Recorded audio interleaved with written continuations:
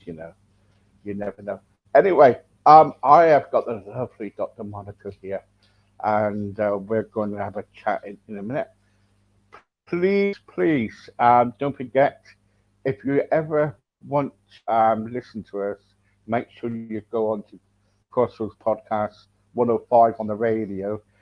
It's not, also, if you want to join us on podcast, make sure you do.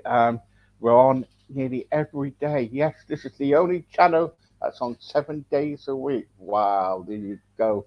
And thank you very much for all your best wishes. Okay. Hello, Dr. Monica. How are you? Hello, Steve, and thank you for having me here again. It's been a while. I am very, very good. Greetings from Scotland to everyone who's listening to us. And yeah, if you're watching this anywhere online, just let us know where you're tuning in from. I would love to hear you. Yeah, and if you got any questions or anything, please leave them on our other channel or on here, and we will answer them when we can. Um, Tell everybody what you do, and because I haven't seen you for a while, so and just tell them about yourself. Absolutely. Thank you so much. Hi everyone. As you can see, my name is Dr. Monica Gostic, and I am now twice award-winning nutrition coach. But I wasn't always a nutrition coach. I am actually a scientist by profession and education, and I've been in science for over 15 years. My background started as a microbiologist, and then I went into molecular biology and biotech. So basically, how to use these little bugs for human good. So I was learning how to make beer and wine and all these amazing, tasty things that we love. And all that is created with the help of microorganisms, of course. Uh, but then when I moved for my master's, I went to live in Germany for a while and I did my master's there, and I fell in love with development of the brain and the genetics, and it was just really interesting to me to learn how things are connected and how actually DNA, genetics, and epigenetics affect our health, our development, and how everything that we do can be passed down to our children and grandchildren and even further down the line. So that was just absolutely fascinating to me. And this led me to come to Scotland, to St Andrews University, where I finished my PhD in genetics of neurodevelopmental disorders. And here I am still, 10 years later. I am now a lecturer and I teach my students about a lot of things connected with biology, a lot of different fields. But the most important part for me is my passion baby is the nutrition coaching. So what do I do as a nutrition coach? Well, I actually created Breaking Bad movement. Now, anyone who knows the Breaking Bad show knows it's about a scientist, about a teacher who's done conforming to the system. And this is exactly what I've been doing. The system is unfortunately broken and I can't fix it myself. It's not enough, but I can resist it and I can spread awareness of how you can help yourself live your healthiest life possible. And it is actually possible. And this is how I developed my Breaking BAD. And it's all about nutrition for preventing or managing chronic illnesses. Now, what is a chronic illness? A lot of people don't know that they have a chronic illness. It could be anything ranging from, a typical one is diabetes. Then you've got gastrointestinal problems like IBS, IBD, colitis, Crohn's, things like that. Quite a lot of people suffer from fibromyalgia. Certain cancers are chronic illness as well. Um, Fortunately or unfortunately, nowadays actually anxiety and depression have been named a chronic illness or a chronic disease, whatever you prefer, as well, because it's been established that anxiety and depression stem from our chronic inflammation inside the gut in our bodies, and this then goes around the body and it causes all sorts of misbehaving stuff inside, and it then leads to developing depression, chemical imbalances in our brain, anxiety, and a lot of hormonal stuff as well. So if you're perimenopausal or menopausal, if you got problems with your hormones, then a lot of it can actually be managed or even prevented with the right nutrition and lifestyle. So this is just in a nutshell. Right. I think we talked before about like obesity and what's been going on, in our in this country at the moment with obesity, because everywhere around the world at the moment there's like, in America there's obesity rates, in the UK it's obesity. What are we doing wrong? What are we doing wrong? Is the message going out there saying to people who've got problems, is it not reaching us, or is it we're just ignoring the facts? No, it's not as simple as that, unfortunately. Obesity is as a big problem, not because of the size of a person per se, but because of other problems that can occur when a person has too much of the fatty cells around their organs, and this can start causing inflammation. Fat cells also excrete a lot of other signals that go around the body, so that can then lead to a lot of secondary problems like diabetes and a lot more. And it's not as simple as that the people aren't educated, like if you go on the internet, every newspaper nowadays shouts about one or the other miracle cure for obesity or diabetes or whatever. The thing is that the information that is out there and the fact that anyone can say anything they want online, that Yeah, yeah, is what's harming people, because people are now confused and they don't know what is actually right, and they think that in order to lose weight they should just eat less and exercise more, but that is definitely not the truth. Even the personal trainers, a lot of personal trainers that I follow online because I want to see what they're doing, they say, oh, well, all you need to do is be in calorie deficit. Well, I disagree. This is not as simple, because with calorie deficit, you don't address the quality of nutrition that the person is eating. Yes, you can lose weight a little bit eating just pizzas, but that's not going to stick. And on top of everything, the damage that that's going to do to your overall health is going to be detrimental. So it goes beyond calories, it goes beyond just eating less and exercising more. It's actually about the quality of food and drinks that you put into your system. So, what medical systems and what the society is not aware of is that inside of your body, in your guts, there's an entire universe of microorganisms, literally more cells in your gut than you have of your own cells all over the body. This is how many microorganisms we contain inside of our gut. And you can imagine there's the entire universe of communication, of connections, of other stuff. And just like you and I, these microorganisms need food to survive. And quite a lot of them, they get food from the food that we ingest. So it's very important what you put inside of your body, because with every bite you take and every drink you drink, you decide whether you're feeding the goodies or you're feeding the baddies. And then the ones that you feed the most, those ones are going to grow.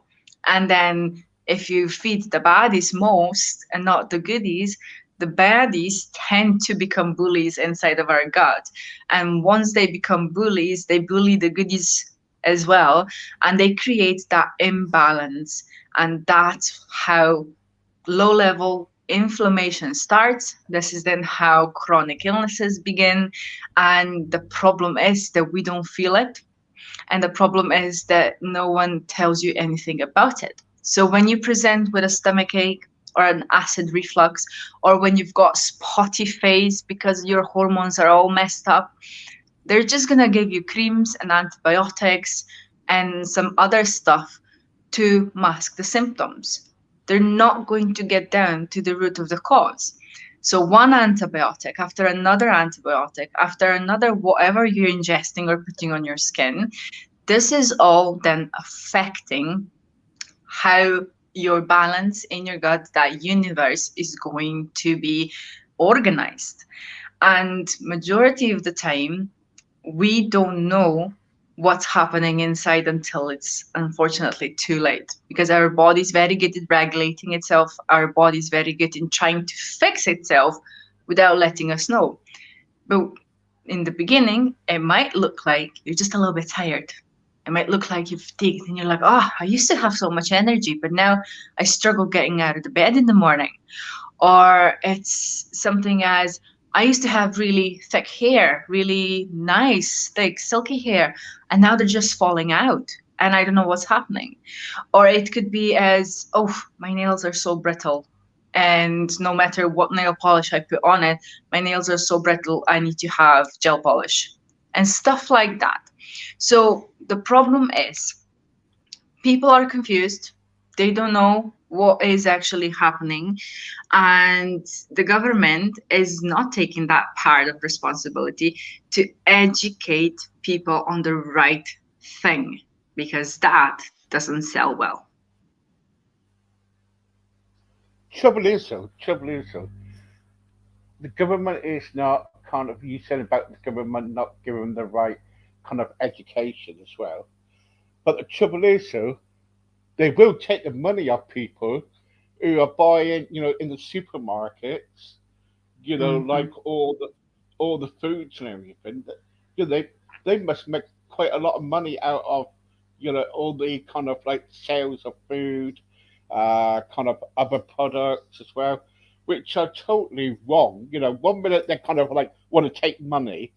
Secondly, they're kind of like moaning because we live in obesity, world at the moment where there's a lot of obesity. People's having a take or anything. People's getting kind of like big, and everything. And what's happening is that sometimes people can't work, so they have to go on benefits. Do you get what I'm trying to say? So it's a big kind of like big circle, really, isn't it? It is, absolutely is, and it's very complex, the topic that you just brought on, because what we're seeing in supermarkets is low cost, low nutrition products like cereal or like sweets, ready meals, stuff like that. They are the ones that are affordable for people who have a low level income, right? Low income, or they're struggling, or they're single parents, or they've got mental health issues, whatever the reason, and there's a lot of reasons. It is simpler and more cheap for people to reach for those kind of foods. But that then leads them to even further suffer with mental health illnesses and chronic illnesses and diseases in general. And what is actually out there, and it's very well known, is it's not so much the big pharma here, like a lot of people talk about it, but it is the big milk companies and the big meat companies and all these companies that produce cereals as well, like that. They benefit so much and they profit so much from our consumption. Now, there's nothing wrong with eating meat, but nowadays, if you go and get a burger, it's not a burger consisting just from meat. They put stuff in there to make it look more appealing, to make it last longer, to make it do all these kind of things. And people don't know these things. So they buy ready made burgers from Tesco, whatever. They're nice and cheap, they're great for a barbecue, but they don't know they're consuming a lot of other chemicals and stuff that they actually shouldn't be consuming. And it's the same thing with a lot of other meat products. So whatever has been made into a form that is not produced by an animal or not made by nature, that is a processed food. and processed foods are the number one enemy of our health. But the processed foods are the vast majority of products available and on the shelves in the shops. So it's very, very complex topic, Yeah. and it is really difficult to address it. How I help people in Dundee, where I live, is that I spread awareness of our local projects. I'm not sure if whoever's tuning in, if you guys have it on your end, but in Dundee, in Scotland, we've got local projects where they have community gardens and they produce a lot of vegetables together. Community does that. And then they also give vegetable boxes out for free. They give out produce, so you can go there, you can get lettuces, you can get carrots, some herbs, anything that is basically produced there on a healthy soil without anything added. So you know that it's good, organic, and it's going to benefit your health. So if you can get involved in projects like that in your local area, then please Google it, try find it, ask the council, and get involved.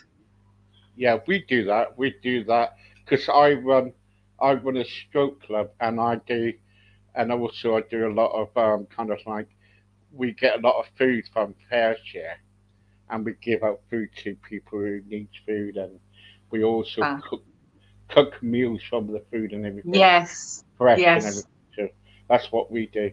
Um, Also, see the trouble is, so what I can't understand is, when you're kind of like you say you're a lecturer, and when you stand up and talking about nutrition and to your students, say, um, how far do you take them on the nutrition? Do you take them all the way, teach them about nutrition, or is it kind of like you stop halfway and say because they've gone into different fields, when they leave university, they will be going into different fields? Mm. Unfortunately, I don't teach students on nutrition at all. This is something that we discuss in our tutorials. So, students who have me as their tutor, then we discuss the importance of nutrition and mental health and physical health, and so on and so forth. Because I have students of psychology, I have students of biology, I speak to medical students as well on these topics. Unfortunately, I can't control where and what they're going to do, but I can only hope to be an inspiration for them to go and pursue this knowledge further. But when I speak to my clients, people that I work with, I really want to make sure that they don't just do what I tell them. I want them to learn the concepts that I teach.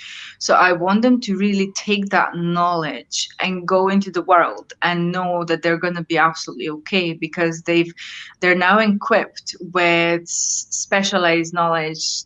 And wherever they are in the world, if they're in a hotel, if they go for a party, if they go for family meal out, things like that, when they're in such situations where they can't control the food that they're given, I want them to understand what they can do, and I want them to also feel at ease that the one-off situation is never going to make undo everything that you've created, but you know how to balance it and things like that, and it doesn't bring them any anxiety anymore. So this is what I'm trying to achieve. I'm trying to really educate person by person, and hopefully that knowledge sticks with them for life.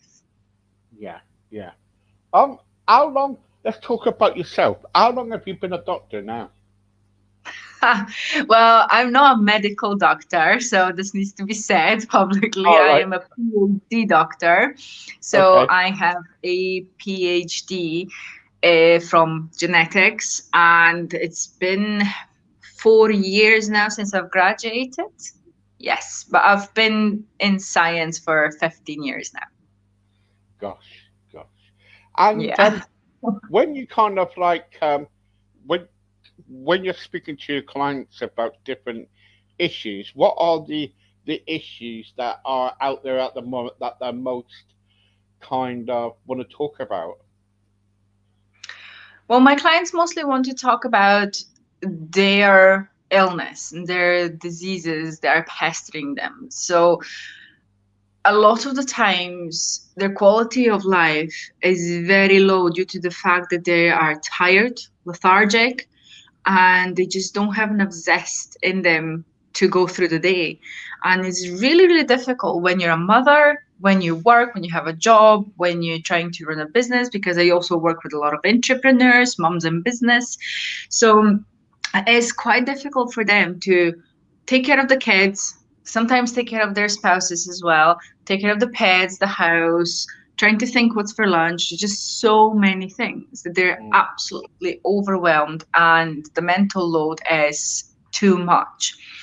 So it is my goal to make that situation easier for them, to make it easier for them to know what they're going to eat. That takes the guesswork out of the system. That is already a lot simpler, and a person feels at ease and calmed down. Then we're also discussing how to eat. So, for example, I don't give you out menus. I see what you have in the fridge, and with what you have in the fridge, I then give you suggestions how to make a balanced meal. So you don't have to have any specialized foods. You don't have to have like superfoods or stuff like that. Or So hang on for a second, hang on. So you actually get people to show you their fridge. they tell me, yes, they don't have to show me. That it's a cause for anxiety for quite a lot of people. They don't have to show me, but they do tell me what is available to them. They tell me what's their budget like. They tell me if they're capable or able financially buying certain ingredients, and if they're not, then I find budget friendly alternative for them, so they then can manage something and still eat healthily on a budget, and also know that it's not just because a lot of times person comes to me and they say to me, I eat healthy, I eat this and this and this and this.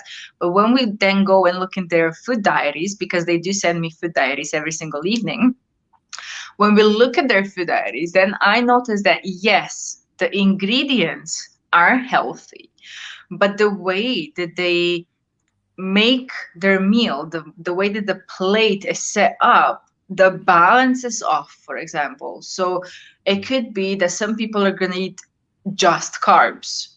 So, for example, yeah, they're going to have nice, healthy pasta, because yes, pasta can be healthy, but there's not going to be any a single vegetable on it, for example, or there's not going to be any source of protein. And protein is number one macronutrient that people are usually deficient in. And if you're deficient in protein, then your skin starts getting saggy, and your hair start falling out, and your nails are brittle, and your teeth start rotting and stuff like that. So I look at what they have, how they eat at that given time, and what they can afford, and then together we make a strategy, we make a plan, and what they can change tomorrow, and then what they can change over the week, and how they can prepare certain things to appeal to their children, for example. So it just depends really on the individual, their personal preferences and their personal needs, because I always say you cannot blueprint health and you can't blueprint nutrition. And every specialist who's working in microbiome right now is going to tell you that we are heading into the era of personalized medicine, and we are going to start screening individuals better so that we know your individual needs. So that it's not going to be like, oh, well, you're obese, just eat less and exercise more. But it's going to be like, okay, you're obese. Let's see why you're obese. Let's see if your hormones are off. Let's see if you got gut dysfunction, which is majority of the cases. Yes, absolutely. Let's see if it's this or that. And then we can suggest treatment once we actually know what's wrong with you. Because no one's obese because they want to be obese. That is just not the case. I mean, you know how hard it is going up the stairs and mobility and quality of life. No one wants to choose that for themselves. They got there because something happened. And it can be tied to mental health, it can be tied to physical health, so many different reasons. But that's a conversation for another day. That's correct. Yeah, that's fine. The last thing what I want to talk to you about is this, that what happens if somebody can't afford? So if you said to somebody, right, you got to go out there and get more vegetables, more different meat or whatever, but what happens if someone comes back to you and say, but Monica, I can't afford it. Well, then we figure out what they can afford. So if they can't afford fresh vegetables, can they afford frozen ones? You have a whole section in Lidl and Aldi that you can get a whole kilo of frozen veg for a pound or less, right? Yeah, So then can you get frozen veg? Okay, yes, you can. Fantastic. Let's get frozen veg. Okay, you can't afford the meat. That's no problem. Maybe we're gonna have meat just once a week, and on the other days, we're gonna get protein through beans, pulses. We're gonna look into tuna. Tuna can be quite affordable as well. All these kind of things. So there's so many changes that you can make, budget friendly ones. You can also go around various shops and see. Look, for example, Lidl has coupons, so take advantage of the coupons and shop when things are reduced. If you find, for example, they've got a healthy bread that you like and that you eat, but you can't afford it because it's normally like 2 quid or even more, then buy it when it's on offer. Buy it when they're just closing the shop and it's heavily reduced, and put it in the freezer. So when you take it out of the freezer, you can just put it in a toaster and it's just like fresh. yeah, it's a good So idea. it's Yeah, things like that. yeah, I used to do that. I used to wait until the shop closes. Then about 10 minutes beforehand, I used to go in and go around getting all the cheap offers and everything, getting all the bread and the vegetables, what they're going to check out, the fruit and everything. So Absolutely. There's so many options, but obviously I speak to every individual individually because not two people are the same, and not two people have the same situation in their lives. So general advice usually holds for just a few, selected few. So when a person is in need, then I just suggest you to come to me and then we can discuss things further for your specialist case. brilliant, very good. See, there you go. So if people want to contact you, how do they do that? Well, feel free to reach out on Facebook. I've got my Facebook page is Dr. Monica Gostic, exactly like you see the name written on the screen right now. If you are listening this on the radio, it's Dr. Dr. Monica with a K and Gostic. You can put this into Facebook. You can find me. You can also Google Dr. Monica Gostic. In Google, you're going to get all my social media streams and my website and any contact that you feel you want to contact me through. So basically, I'm everywhere. So you just choose your favorite one and message, call, write, whatever you prefer. There you go, eh? So there you got all. We will also put the links up later on our website.